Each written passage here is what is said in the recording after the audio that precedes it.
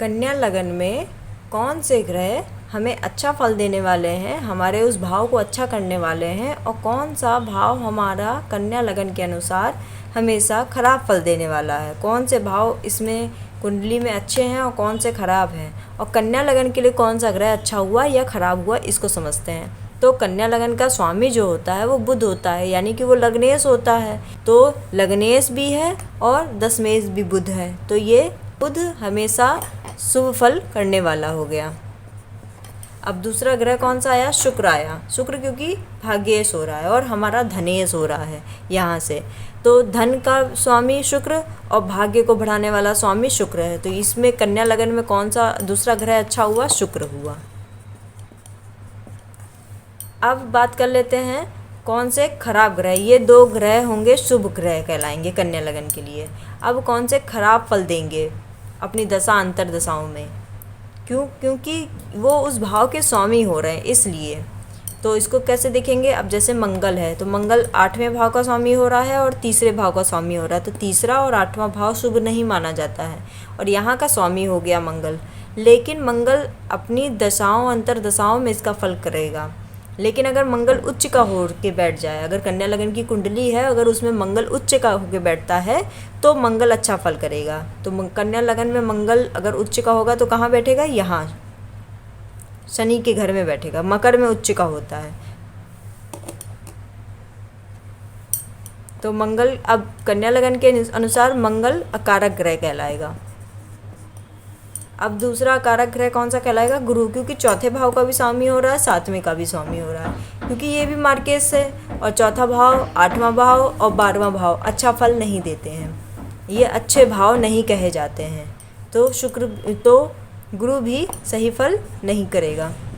अब बात कर लेते हैं चंद्रमा की। तो चंद्रमा कहाँ बैठा है? एकादश भाव में, और काल पुरुष की कुंडली के अनुसार एकादश भाव कौन सा होता है? 11वां भाव होता है, और 11वां भाव यानी कि शनि का भाव होता है, और उसमें चंद्रमा का बैठना यानी मन को दूषित करना, मन को परेशान करना, वो वाली स्थिति होती है। इसलिए चंद्रमा को भी अच्छा हम नहीं कहेंगे। अब बात कर लेते हैं सूर्य और शनि की। तो ये तटस्थ हैं, ज़्यादा ना खराब करने वाले, ज़्यादा ना अच्छा करने वाले। खराब इसलिए शनि नहीं करेगा क्योंकि वो लग्नेश का मित्र है, और ये सूर्य इसलिए नहीं खराब करेगा क्योंकि काल पुरुष की पत्रिका के अनुसार यहाँ पे 12वीं राशि पड़ती है। 12वीं राशि का मतलब हुआ मीन, और मीन का स्वामी हुआ गुरु, और गुरु और सूर्य मित्र हैं, इसलिए यहाँ पर सूर्य इतना खराब प्रभाव नहीं देगा। तो ये हमारे अब इसके अनुसार हमारा शुभ फल करने वाला हमेशा कौन सा ग्रह निकला? बुध और शुक्र, और ख़राब करने वाले ये 3 ग्रह निकले। ये अपना और ये अपना, अपने शुभ और अशुभ जो भी दशाएं आएंगी उनके अनुसार ये फल करेंगे। अब दूसरी बात, हम सिर्फ इतनी सी चर्चा करके हम किसी भी ग्रह को अच्छा या बुरा नहीं कह सकते। क्यों? क्योंकि सबकी कुंडलियाँ, सबकी लगन पत्रिका अलग अलग बनी होती है। कौन कब कहाँ पर किस समय पे जन्म ले रहा है उसके अनुसार ग्रहों की स्थिति होती है।